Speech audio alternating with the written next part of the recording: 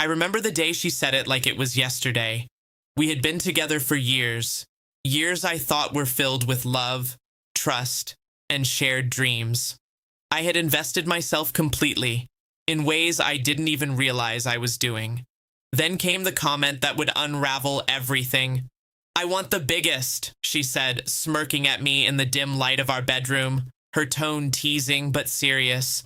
"If you can't give me that, maybe you're not enough." I froze. My mind raced. She wasn't talking about houses or vacations. She was talking about me, my ability to satisfy her, my manhood, the very essence of what she wanted from a husband, and the implication, I wasn't enough. At first, I laughed it off, tried to dismiss it as silly, but the smirk on her face told me otherwise. She wasn't joking. She had already made her mind up. I should have left then, should have walked away the moment she mocked me, the moment she made me feel less than. But I stayed, numbed by disbelief and hoping love could cover humiliation. Months passed. Subtle changes appeared. Late nights at work, sudden secrecy with her phone, an evasive attitude whenever I got close. Something was off. I could feel it. And eventually, the truth emerged. She had been cheating. Not once, not occasionally, but for months. I caught her in the middle of an affair, the betrayal flashing in every detail. The texts, the calls, the meetings she thought I wouldn't notice. I didn't explode. I didn't yell. I didn't beg. I watched. I observed. I collected proof quietly and carefully, knowing that in a world of betrayal, patience is often the deadliest weapon. But revenge, true revenge, isn't just about exposing someone. It's about rewriting the narrative entirely. So I began a slow, deliberate plan. First, I walked away. I stopped being available. I stopped reacting to her manipulations, her flirtations, her attempts at guilt. I let her think I had been broken by the betrayal, that her actions had won. Then I began rebuilding myself. Fitness, career, social presence, confidence, the kind of growth that doesn't scream but radiates.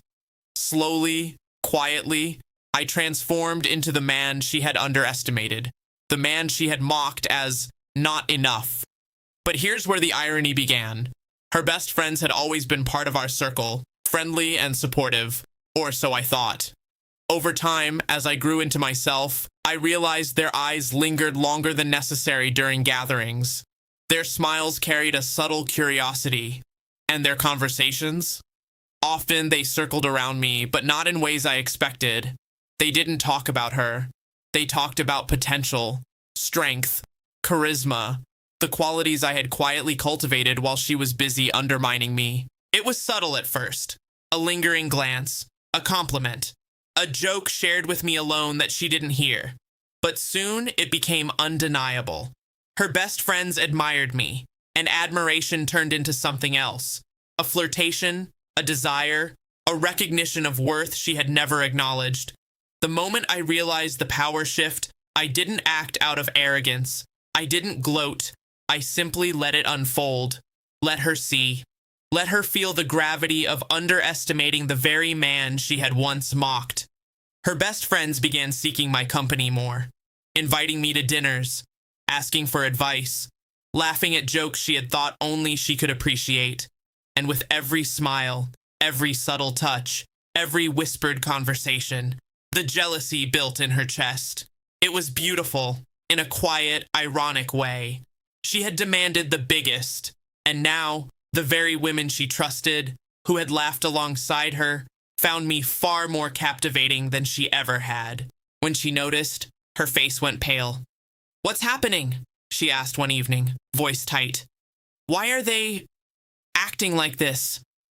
I looked at her calmly, letting the truth sink in. "Maybe they see what you never did," I said. "Maybe they recognize what I've always been capable of, and maybe you underestimated me." Her anger was immediate, sharp, laced with desperation. "You can't—" "I'm not doing anything," I interrupted, smiling. "I'm simply being myself, and sometimes being yourself is more than enough to rewrite someone's story entirely." The shift was permanent. Her best friends didn't just admire me, they valued me, sought me out, recognized my worth in ways she had never allowed herself to see. And she was left behind, a ghost in the room she had once dominated. I never forced attention. I never manipulated. I simply existed with integrity, strength, and quiet confidence. The irony, the poetic justice, was that my revenge didn't come from confrontation or aggression. It came from transformation, from becoming the person she wanted to mock but never could diminish. By the time she realized what had happened, the dynamic had shifted irreversibly. Her best friends, the ones she had laughed with, trusted, and confided in, now saw me in a new light. She tried to regain control, to belittle me, to claim dominance, but it was too late. Years of patience, observation, and self-growth had built a quiet empire of influence around me, one she could no longer touch. Every smile she had once directed at herself alone was now shared elsewhere. Every subtle joke, every glance, every conversation had shifted. And in the end, that's the true revenge. Not anger, not humiliation, not confrontation, but transformation. She wanted the biggest. She thought she knew who I was. She mocked me, underestimated me, betrayed me. And now, the very people she trusted more than anyone, the ones she had assumed would always side with her, sought me, admired me, and valued me in ways she never could. The irony? Perfect. And the satisfaction? Absolute. I didn't need to yell. I didn't need to fight. I didn't need to ruin her life. All I needed was patience, focus, and the quiet strength to become someone she and everyone around her couldn't ignore. She wanted the biggest. Now they all wanted me.